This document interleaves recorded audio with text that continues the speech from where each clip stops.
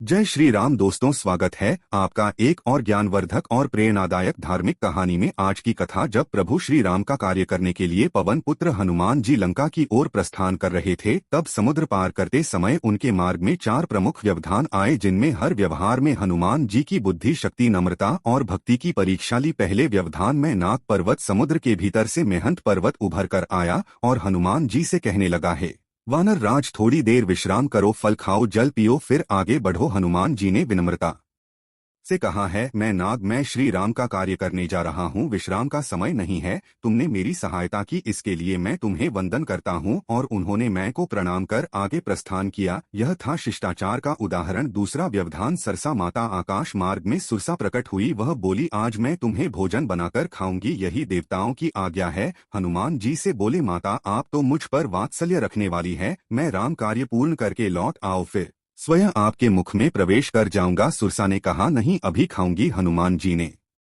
अपनी चतुर बुद्धि से आकार बढ़ना शुरू किया। जैसे जैसे सुरसा मोर फैला दी गई, हनुमान जी भी शरीर को बढ़ते गए। जब सुरसा ने अपना मुख संयोजन का कर लिया, तभी हनुमान जी ने अति सूक्ष्म रूप धारण किया और उसके मुख में प्रवेश कर तुरंत बाहर आ गए। उन्होंने कहा, माँ, मैं आपकी आज्ञा पूरी की, अब मुझे विदा दे। सुरसा प्रसन्न होकर बोली, जो वॉच सफल होगा। थोड़ा आगे चलकर समुद्र की तलहटी में रहने वाली सेनेका ने हनुमान जी की परछाई पकड़ ली।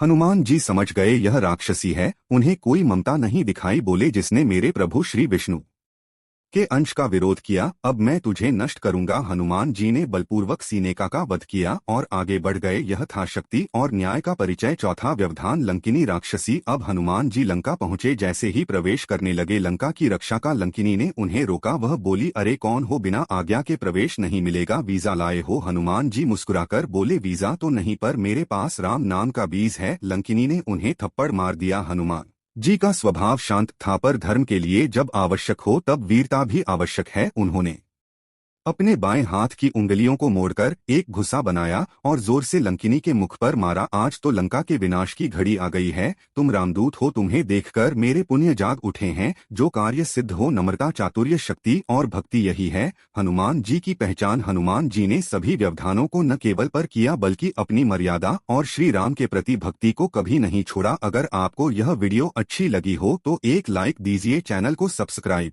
कर लीजिए और कमेंट में लिख दीजिए, जय श्री सीताराम।